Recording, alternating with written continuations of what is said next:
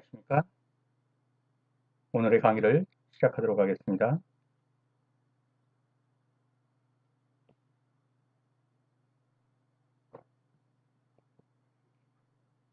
강의는 이미 어느 정도의 문제들은 다 알고 계실 거예요. 그래서 빠르게 한번 정답을 바로 직관적으로 익히시고 그 다음에 해설을 들어가도록 그렇게 하겠습니다. 1번 육류, 생선류, 알류 및 콩류에 함유된 주된 영양소는 답 들어오시죠? 네, 단백질입니다. 2. 조절 영양소가 비교적 많이 함유된 식품으로 구성된 것은 답이 눈에 들어오시죠? 조절 영양소입니다. 조절 영양소. 답은 1번 시금치, 미역, 귤입니다.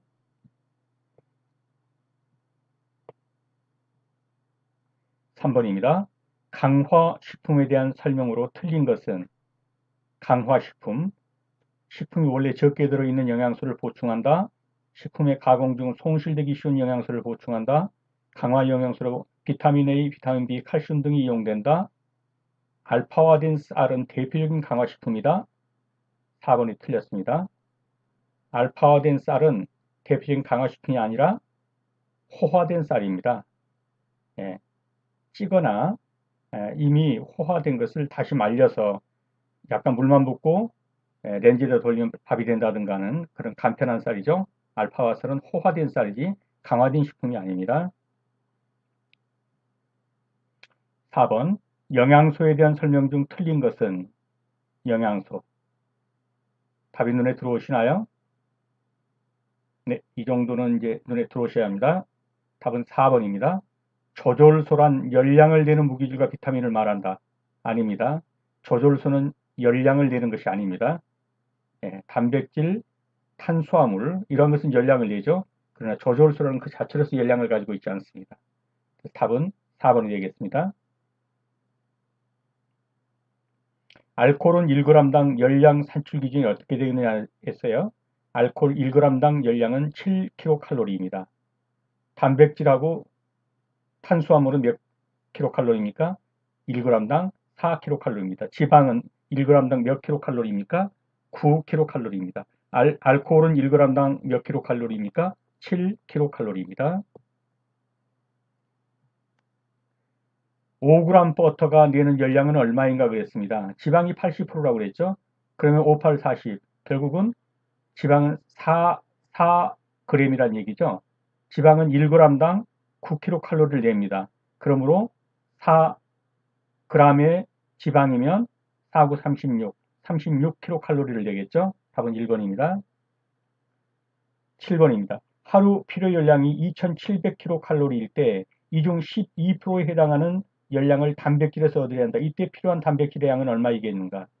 우선 하루 필요 열량이 2700kcal인데 12%에 해당하는 열량을 단백질에서 얻으려고 한다. 그러면 2700 곱하기 0.12 그러면 단백질에서 얻으려는 열량이 나오겠죠? 그 다음에 그 열량을 단백질로 나누어주면 1g당이 나오겠죠. 그래서 보시다시피 2700 곱하기 0.12를 단백질이 g당 4kcal 되니까 4로 나누면 81g이 나오겠습니다.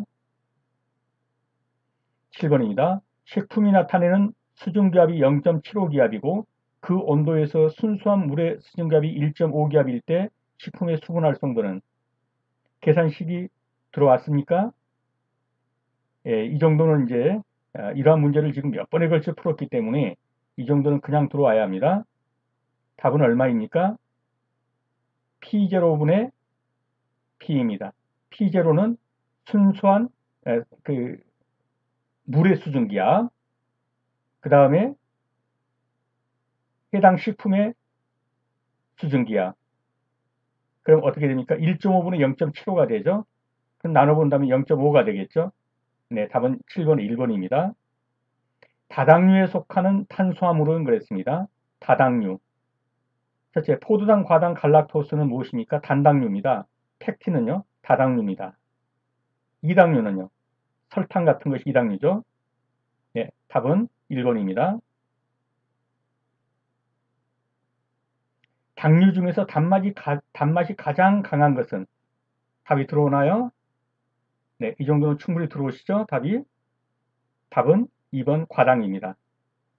과당이 가장 단맛이 강합니다. 다음 중 오탄당은 어떤 것이냐 그랬습니다. 갈락토스, 만노스, 프록토스가 뭡니까? 이게 과당입니다. 그래서 갈락토, 만노스, 그 다음에 프록토스, 과당 그러면 이건 다 뭡니까? 단당류죠? 저 육탄당이죠? 예, 단당류 중에서 육탄당입니다.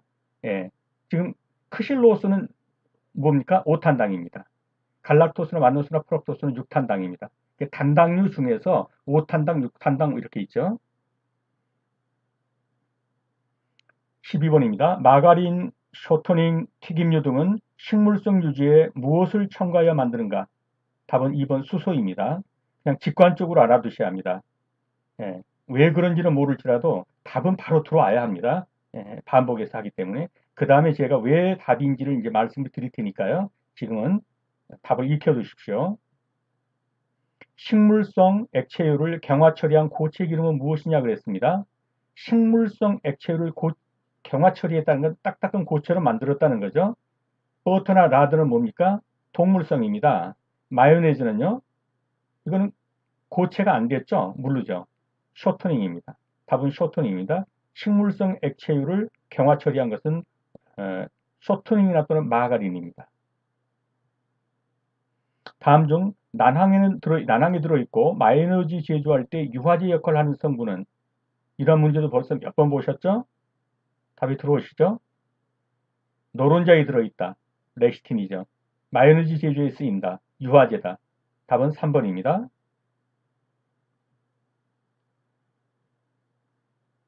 달걀의 난항기수는 얼마일 때가 신선하냐 그랬습니다. 달걀의 난항기수는 얼마일 때가 신선한가? 답이 어떤 것입니까? 0.4 내외입니다. 그래서 답은 3번 0.36부터 0.44입니다. 달걀의 저장 중에 일어나는 변화로 옳은 것은 그랬습니다. 달걀을 계속 저장할 때 어떤 현상이 오겠느냐 하는 거죠. 난항기수가 증가하겠는가? 감소하겠죠. 중량이 어떻게 되죠? 수분이 빠져나가니까 중량은 감소합니다. 수양난백은 증가합니다. pH도 높아집니다. 답은 2번입니다. 달걀을 계속 저장할 때 중량이 감소합니다. 17번입니다. 취식자 1인당 취식 면적을 1.3제곱미터, 식기회수 공간을 취사 면적의 10%로 할 때 1인 350인을 수용하는 식당의 면적은 이 문제는 기출문제로서 문제 자체가 좀 오류가 있는 문제입니다. 다른 문제집들도 다 이렇게 해서 출제 자체가 그렇게 된 것 같은데요. 이렇게 합니다. 취식자 1인당 취식 면적을 1.3제곱미터, 식기회수 공간을 취식 면적에 그렇게 해줘야 이게 맞습니다. 그래서 이 취사 면적을 이 취식 면적하고 같은 것으로 그렇게 해주셔야 돼요. 그렇게 계산하면 뭡니까? 한 사람이 1.3제곱미터를 쓴다는 거예요. 거기다 또 식기회사가 이 취식 면적의 또 10%예요. 그렇다면 답은 간단하죠. 1.3에다가 350명 곱하고 거기다 1.1 곱하면은 500.5.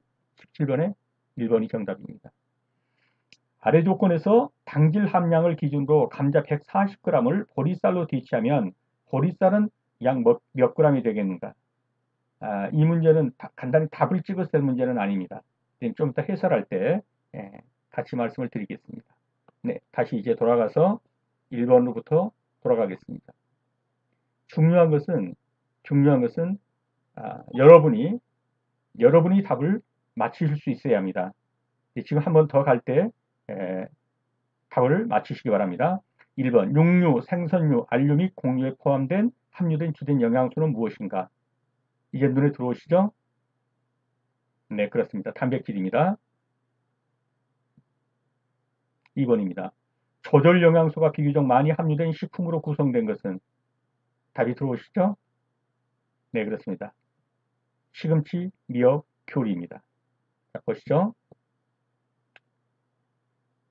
영양소의 역할에서 영양소는 크게 체조직을 구성하는 식품이 있습니다.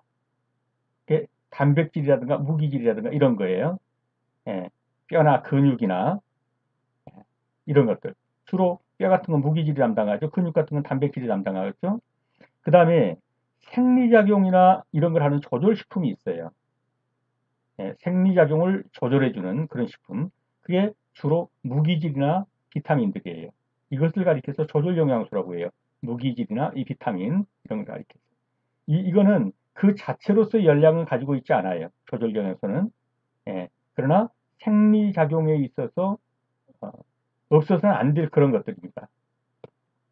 그 다음에 그러면 이 무기질은 뭐냐 이거죠. 무기질이란 생물체를 구성하는 원소 중에서 탄소, 수소, 산소 등 3원소를 제외한입니다. 주로 탄소, 수소, 산소는 뭡니까? 예, 탄수화물이나 단백질입니다.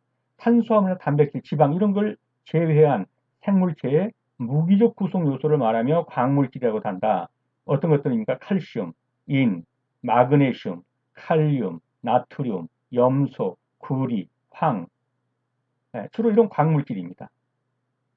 이런 것을 무기질이라고 한다. 자, 무기질의 기능은 뭡니까? 적어도 이런 세 가지 기능이 있습니다. 무기질은 골격과 치아 조직, 골격 뼈죠, 치아, 이어 이런 체조직의 구조적 형성에 관여한다.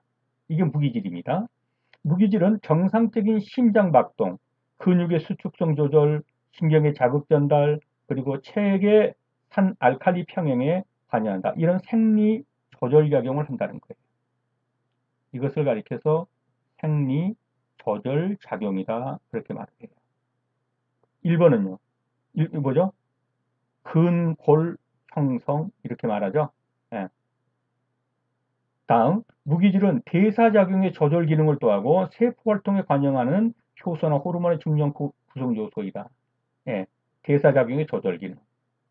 그래서 무기질의 주요 기능이 생리 조절 작용입니다. 비타민과 비타민과 무기질은 주로 조절 영양소다. 이렇게 보시고 자, 조절 영양소가 비교적 많이 함유된 것은 그러면 무기질이나 비타민이 비교적 많이 함유된 것은 그렇게 고르시면 되는데요. 여기서 비교적이라고 했기 때문에 예, 그러면 여기서 시금치, 미역, 귤이 그러면 인상, 칼륨 뭐 이러한 그 조절 영양소만 있느냐면 그렇지 않아요. 단백질이 들어 있었죠, 있죠. 또 쇠고기나 두부 같은 것도 어느 정도는 들어 있어요. 근데 주로 이런 말, 주로 비교적. 예. 그래서 조절 영양소 비교적 많이 함유된 식품 그러면 시금치, 미역, 귤로 정답을 하셔야 합니다. 자, 그러면 쇠고기, 달걀, 두부는 뭐가 많이 들어있습니까? 단백질. 두부, 감자, 쇠고기는 주로 뭐가 많이 들어있습니까? 감자는 탄수화물, 두부하고 쇠고기는 단백질. 쌀, 감자, 밀가루는 뭐가 많이 들어있습니까? 탄수화물. 그래서 인체를 구성하는 것이 탄수화물, 단백질, 지방, 그 다음에 비타민, 무기질 이런 식으로 되어 있단 말이에요. 예? 탄수화물, 단백질, 지방 이런 건 다 뭐합니까? 이거는 열량을 내는 거예요. 열량을. 물론 단백 중 일부는 체조직을 구성하지만요. 비타민이나 무기질은 이 자체가 열량을 가지고 있지 않아요. 예, 열량은 없어요. 주로 생리 조절작용을 한다. 예, 근골계를 형성하고 뼈라든가요. 그래서 이런 것들은 다 광물질로 된 그런 무기질이다. 됐죠? 그래서 조절 영양소가 많이 함유된 식품으로 구성된 것은 답은 시금치, 미역, 귤입니다. 자, 조절 영양소, 비타민과 무기질이라고 했죠? 열량을 내지는 않지만 열량은 없어요. 생리적 작용을 조절하는 영양소로서 무기질, 비타민, 물도 포함되죠? 여기 속한다. 5대 영양소, 탄수화물, 지방, 단백질, 비타민, 무기질. 주로 열량을 내는 것은 탄수화물, 지방, 단백질이고요. 비타민이나 무기질은 생리 조절작용에 관여한다. 돼지고기, 쇠고기, 닭고기, 생선류 등 등푸른 생선, 달걀, 콩 등은 뭐가 많습니까? 단백질 식품입니다. 감자, 쌀, 밀가루는 탄수화물 식품입니다. 시금치, 3대 영양소 외에 비타민과 무기질 성분이 다량 함유되어 있다. 3대 영양소도 들어있지만 미역, 칼슘, 요도 등 무기질이 다량 함유되어 있다. 귤, 비타민, 무기질 등 다량 함유되어 있다. 그래서 비교적이라는 말을 써요. 비교적 무기질이 많이 함유되어 있다. 생리조절작용에 관여한다. 다음 강화식품입니다. 강화식품의 의미를 한번 보시죠. 강화식품, 영양가를 강화시킨 식품입니다. 식품이 본래 가지고 있는 풍미나 색을 변화시키지 않고 비타민, 무기질 등의 미량 영양소나 아미노산 등을 식품에다 더하는 거예요. 그렇게 해서 영양가를 강화시킨 거. 이걸 강화식품이라고 그래요. 강화식품. 강화미, 강화식품 미를 보세요. 정백미에다가 그 쌀lun에 비타민 B잖아요. 근데 어떤 이유로든 이게 부족해요. 그러면 거기다가 비타민 B를 첨가하는 거예요. 쌀에다가. 이렇게 해서 아미노산 이거 첨가했을 때 이 쌀을 강화된 미, 강화미. 강화식품을 이런 식으로 한다는 거죠. 그 본래의 맛이나 색상을 변하지 않고 부족한 영양소를 거기에 투입시켜서 뭐 바르든 뭐하든 해가지고 강화시킨 거. 다음 4번입니다. 영양소에 대한 설명 중 틀린 것은? 답이 눈에 들어오시나요? 아까 답이 몇 번이라고 그랬습니까? 네, 답은 4번입니다. 조절소란 좀 전에 봤죠? 열량은 내지 않습니다. 열량을 내는 거니까 틀렸죠? 무기질과 비타민은 맞습니다. 열량을 내지는 않고 뭐 한다고 그랬습니까? 생리 조절작용을 한다. 그래서 영양소는 식품의 성분으로 생명현상과 건강을 이루는 데 필요한 요소이다. 맞죠? 건강이라면 신체적, 정신적, 사회적으로 건전한 상태를 말한다. 맞습니다. 물은 체조직 구성 요소로서 보통 성인 체중의 3분의 1을 차지하고 있다. 맞습니다.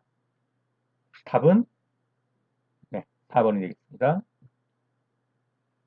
자, 다시 한번 보죠. 조절서란 열량은 내지 않는다. 생리 조절작용을 한다. 영양소로서 무기질, 비타민, 물이 여기에 속한다. 무기질, 비타민, 물 이런 것들이 이 조절소라는 것이다. 열량소란 열량을 내는 탄수화물, 지방, 단백질 이걸 열량소라고 한다. 자, 알코올은 1g당 몇 칼로리라고 그랬습니까? 이제 답이 들어왔죠?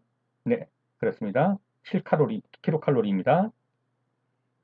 탄수화물 단백질은 4, 지방은 9, 알코올은 7킬로칼로리입니다.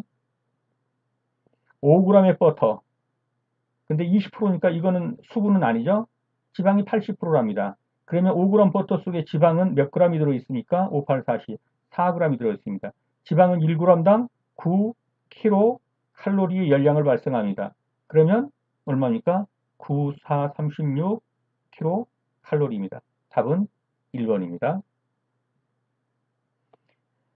하루 필요 열량이 2700kcal일 때 이 중 12%에 해당하는 열량을 단백질에서 얻으려고 한다. 이때 필요한 단백질은 얼마냐? 얼마를 되냐? 그러면 일단은 12%에 해당하는 2700kcal 중에서 곱하기 0.12 이게 얼마 나오겠죠? 이것이 지금 단백질에서 얻으려고 하는 열량입니다.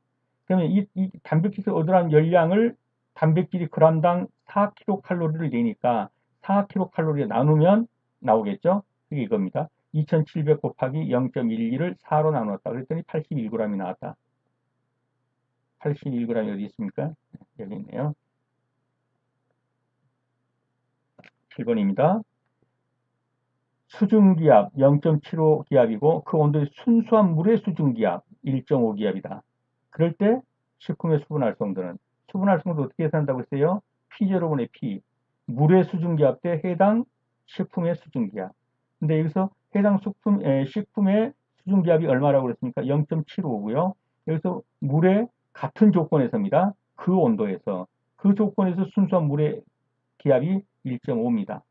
그러면 얼마가 되죠? 이게 2분의 1이죠? 그래서 답은 0.5가 되겠죠? 네, 수분 활성도 AW, 워터 액티비티는 얼마다? 0.5다. 0.5다. 네. 다음입니다. 다당류에 속하는 탄수화물은 그랬습니다. 이제 답이 들어오시죠? 다당류. 네, 팩틴입니다. 포도당, 가당, 갈락토스는 이거 뭐다? 단당류다. 이 단당류, 다당류는 외우셔야 됩니다. 자, 보십시다. 단당류는 더 이상 가속내되지 않는 당류입니다. 6탄당을 보겠습니다. 이 단당류 중에서 5탄당도 있고 6탄당도 있어요. 6탄당을 주로 보시면 포도당, 과당, 갈락토스, 만노스, 소르버스 외우십시오. 포도당, 과당, 갈락토스, 만노스, 소르버스 이것이 6탄당입니다. 6탄당으로서 단당류라는 거예요. 예, 단당류에서 6탄당, 7탄당, 뭐 5탄당, 6탄당, 7탄당 이렇게 있는데 6탄당 단당류입니다. 그 다음에 2당류라는 건 뭡니까? 단당류가 두 개씩 결합된 거, 두 개가 결합된 거, 이게 2당류예요. 이건 더 이상 가수분해서 나눌 수 없는 것이 단당류고요. 이 단당류가 두 개씩 들어오면은 이게 2당류가 되는데, 예를 들면 자당 설탕입니다. 설탕은 뭡니까? 포도당 하나에다가 과당 하나를 더한 것입니다. 포도당 플러스 과당. 이것이 설탕입니다. 포도당 플러스 과당. 메가당은 포도당 플러스 포도당. 이게 메가당이에요. 유당은요. 갈락토스 플러스 포도당입니다. 유당은 갈락토스 플러스 포도당. 다음 다당류, 전분, 섬유소, 펙틴, 만난, 한천, 알긴산, 글리코겐, 이눌린 등 이런 것이 다 다당류다. 이 다당류를 외우려고 하면 쉽지 않아요. 뭐만 외우면 될까요? 단당류하고 이당류만 외우셔도 나머지는 다당류다 이렇게 보시면 돼요. 그래서 단당류는 뭐다? 포도당, 과당, 갈락토스, 민노스, 만노스, 소르버스. 그럼 이당류는 뭐다? 설탕, 메가당, 유당. 설탕, 메가당, 유당. 그리고 설탕은 포도당 더하기 과당, 메가당은 포도당 더하기 포도당, 유당은 갈락토스 더하기 포도당. 외우십시오. 다당류. 나머지 이런 것들은 전부 다당류다. 자, 여기서 펙틴을 하나 보죠. 펙틴. 세포와 세포 사이에 세포막이 존재하는 것으로서 과일, 해초류 등에 많이 함유되어 있다. 이 표현도 외워두십시오. 세포와 세포 사이에 세포막이 존재하는 것, 다당류, 펙틴. 자, 당류 중에 단맛이 가장 강한 것은 그랬습니다. 이제 답이 들어오시죠? 이건 아주 자주 나오는 문제입니다. 당류 중에 단맛이 가장 강한 것. 네, 그렇습니다. 과당입니다. 자, 이 감미도의 순서를 눈도장을 찍어 두십시오. 이게 순서입니다. 이게 제일 단 것이고, 갈수록돼서 이게 제일 달지 않은 것입니다. 제일 달지 않은 거, 유당입니다. 갈락토스 플러스 포도당인 유당. 자, 제일 단 거, 과당입니다. 이게 제일 많이 물어봐요. 예, 단당류 또는 당류 중에서 가장 강한 단맛을 가진 것은 그러면 과당입니다. 과당 다음에는 전하당이라는 게 있어요. 포도당 플러스 과당. 이걸 1대1로 한 거예요. 이건 환원당이라고 해요. 설탕은요. 포도당 플러스 과당인데 이건 비환원당이에요. 그렇게 그냥 알아두십시오. 그래서 과당, 전하당, 설탕, 포도당, 메가당, 갈락토스, 유당 이런 순서로 달기가 이제 덜 다는 것으로 가는 거예요. 가장 단 것은 뭐라고요? 과당. 두 번째는 전당. 가장 달게 하는 것은 뭐다? 유당. 다음 중 5탄당은 어느 것이냐 그랬어요. 아까 6탄당을 봤죠? 뭡니까? 포도당, 과당, 갈락토스, 만노스, 소르버스. 이 프록토스는 뭐라고 했어요? 요건 과당이에요, 과당. 예, 과당을 프록토스라고 돼요. 그러면 갈락토스, 만노스, 프록토스, 요거는 다 뭐예요? 요건 6탄당이에요, 6탄당. 단당류 중에서 6탄당이에요. 이건 크실로스는 단당류 중에서 5탄당 단당류예요. 답은 크실로스입니다. 자, 5탄당을 눈여겨봐 주세요. 리보스, 아라비노스, 크실로스. 이걸 자일로스라고 돼요. 이건 5탄당입니다. 그러나 더 눈여겨보는 게 6탄당이에요. 자주 나오는 건 사실 6탄당입니다. 6탄당. 6탄당 아니면 이제 그걸 5탄당으로 봐도 돼요. 자, 6탄당. 포도당, 과당, 프락토스라고 하죠. 갈라토스, 만노스, 소르버스. 다시요. 포도당, 과당, 갈락토스, 만노스, 소르버스. 이것이 6탄당입니다. 물론 이것은 다 뭡니까? 단당류입니다. 단당류. 12번입니다. 마가린, 쇼트닝, 튀김류 등은 식물성 유지에 무엇을 첨가해서 만들었느냐? 조금 전에 있었죠? 답은 눈에 들어오셨죠? 네, 수소를 첨가해서 만든 것입니다. 마가린, 쇼트닝, 튀김류 등은 식물성 유지에 원래는 다 버터나 이런 것들은 뭐였습니까? 동물성 유지였었죠. 근데 이거는 동물성 유지의 어떤 한계점을 느껴서 이제는 식물성 기름을 가지고 이 고체화시켜서 만드는 것입니다. 뭘 더해서요? 수소를 첨가해가지고. 자, 식물성 유지에 수소와 촉매제를 사용해서 경화, 딱딱한 마가린, 쇼트닝을 만든다. 버터와 라드, 이건 동물성입니다. 이 동물성에 대한 대용으로 식물성 유지에 수소를 첨가하고 촉매제인 니켈을 촉매제로 해서 경화시켰다. 그래서 마가린, 쇼트닝이 식물성 액체를 경화 처리한 고체 기름이다. 라드는 돼지 지방을 녹인 것이었어요. 버터는 있죠. 네, 버터. 이 버터는 주로 뭘로 만들었습니까? 우유로 만들었죠. 식물성 액체유를 강화 처리한 고체 기름은 그렇습니다. 조금 전에 했었죠. 식물성 액체유를 강화 처리한 거 뭐라고요? 네, 수소를 결합해서 쇼트닝이라고 그랬죠. 쇼트닝과 마가린이라고 그랬죠. 버터와 라드는 동물성 기름이고요. 마요네즈는 고체가 아니죠. 이거는. 다음 중 난황에 들어있으며 마요네즈 유수의 유화제 역할을 하는 성분은 좀 전에 있었죠. 답이 들어오시나요? 직관적으로 들어와야 합니다. 레시틴입니다. 레시틴, 난황, 노른자, 그리고 마요네즈 제조할 때 유화제. 유화제는 잘 섞이게 하는 거죠. 예, 답은 레시틴입니다. 레시틴, 난황에 들어있으며 노른자에 달걀 노른자에 들어있고 친수성과 친유성, 그러니까 물에도 섞이고 기름에도 섞이는 이런 성질을 가지고 있는데 이게 지방이에요. 렉틴이 이 기름이 융화되는 것을 융화되는 걸 물과 기름이 섞이게 만들어주고 하는 것들이 바로 레시틴이 하는 역할이에요.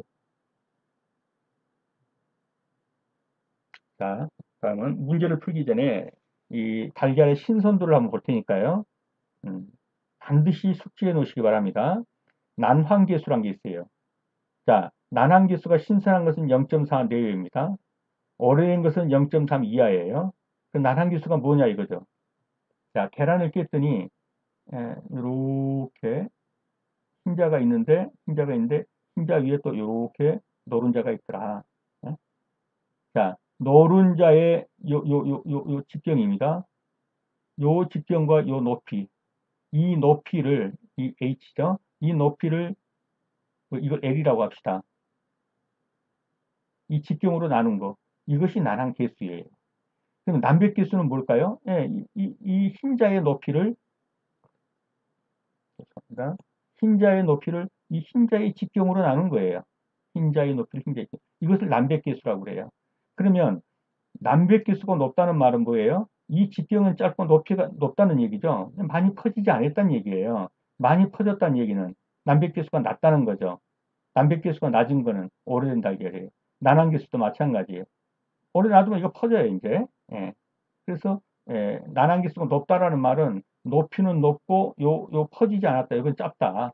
예. 그러니까 신선한 달걀이다. 그렇게 보면 되는 거예요. 그걸 어떻게 판정할 것이냐에 대해서 난황계수를 재봤더니 0.4 정도 되면 신선하다. 0.3 이하라고 하면 이거 오래된 달걀이다. 이렇게 본다는 거죠. 남백계수는 신선한 것이 0.16 정도로 보겠다 이거예요. 오래된 것은 0.1 이하로 가는 거. 이런 것은 오래된 것이다. 그럼 달걀의 무게를 봅시다. 달걀은 시간이 경감에 따라서 내부 이 달걀 안에 이렇게 수분이 있단 말이죠. 그런데 이 난각 이런 데가 다 구멍이 있어요. 껍질이 우리가 보기는 안 보이지만 이런 데서 이 안에 들어있는 수분이 다 빠져나간다고 얘기해요. 그러다 보면 여기 이 기실이라는 게 있는데 처음에는 조금이에요. 근데 이 갈수록 기실이 커지는 거예요, 이제. 여기로 공기가 들어오는 거죠, 이제. 여기서 빠져나갔으니까 그만큼 뭔가 여기 들어 채울 거 아니에요? 여기 공기가 들어오는 거죠. 수분이 빠져나가고 공기가 들어오는 거죠. 그래서 이 오래된 달걀은 이 기실이 커가지고 소금물에다가 놓으면 신선한 달걀은 가라앉는데 얘네들은 이제 기실이 커서 공기가 많이 들어가지고 이 뜬단 말이에요. 예? 자, 달걀은 시간이 지남에 따라서 내부의 수분이 난각의 구멍을 통해서 빠져나가고 기실은 커지고, 요 기실이죠. 요 기실. 예, 공기가 많이 들어왔으니까요. 중량은 감소한다. 왜요? 수분이 빠져나갔으니까. 이 안에 있는 수분이 빠져나갔기 때문에 무게는 준단 말이죠. 중량은 감소한다. 농후남백보다는 수양남백이 많은 달걀은 수양남백이 많은 달걀은 오래된 것이다. 수양남백이 뭐예요? 여기에 물이 많이 침투해 들어갔어요. 그래서 물이 많아요. 이 남백에. 농후하지 않아요. 그럼 뭐예요? 오래됐단 말이죠. 난가구 구멍을 통해 또 탄산가스가 증산해요. 그래서 pH가 상승해요. 오래된 달걀은. 예, 여기를 통해서 예, 탄산가스가 다 빠져나가가지고 탄산가스가 증산해버리면은 pH가 상승하게 되는 거예요. 다음입니다. 신선한 달걀의 난항계수는 얼마 정도이냐? 이제 이건 눈에 들어왔죠? 0.4뇌라고 그랬죠? 달걀 저장 중에 일어나는 변화로 옳은 것은 이게 눈에 들어오시죠? 오래 되면 될수록 어떻다고요? 중량이 감소한다. pH는 높아지고 난항 개수는 감소하고 수양남백은 더 많아지고 이거 반대로 그랬죠? pH는 높아지고 난항 개수는 감소하고 수양남백은 증가하고 오래될수록 이해가 되셨습니까? 자, 17번입니다. 취식 면적을, 밥 먹는 면적을 1인당 1.3으로 하겠다. 그러면 350명이라 그러면 1.3 곱하기 350이죠. 그런데 그릇 닦는 거, 그릇을 회수하고 뭐 이런 그 공간을 10%를 더 잡아주겠다. 그러면 예, 1.3에 350명에다가 1.1을 더 잡아주겠다. 예, 500.5.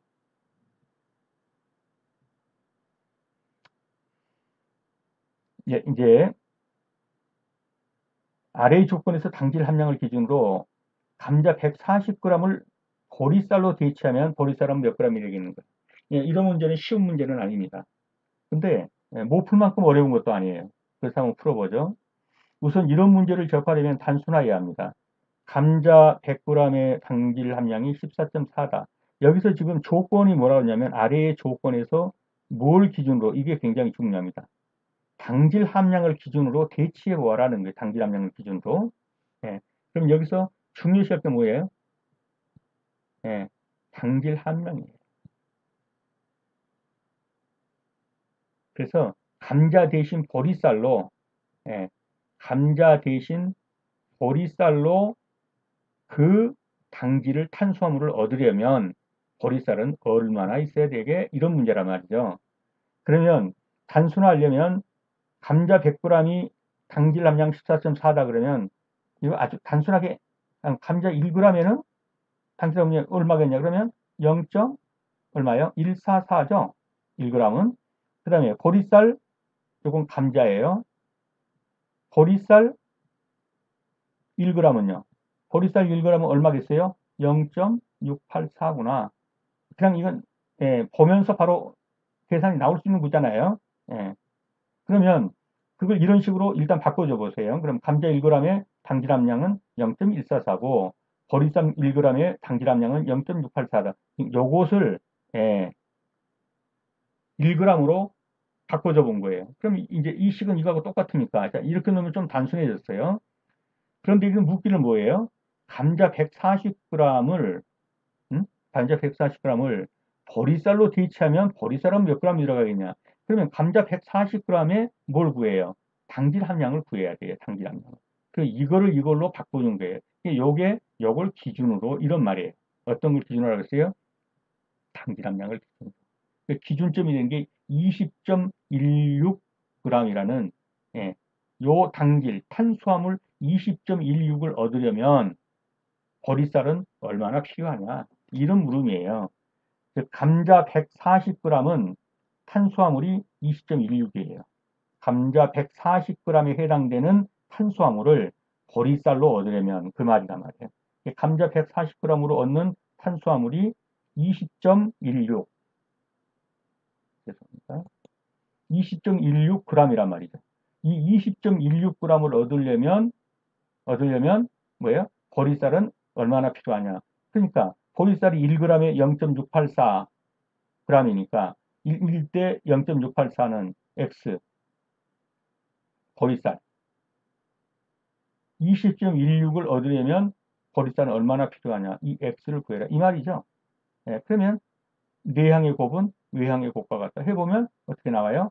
X는 20.16을 0.684로 나누는 거예요. 그럼 계산해보면 29.47이 나옵니다. 그래서 답은 5번.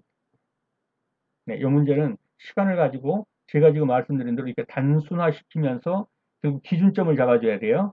예, 단백질 그 그램을 기준점으로 한 다음에 예, 감자에서 이제 단백질 그램을 얻었죠. 그러면 그 단백질 이제 탄수화물을 얻었죠. 이 탄수화물을 얻으려면 도대체 보리쌀은 얼마가 필요하냐?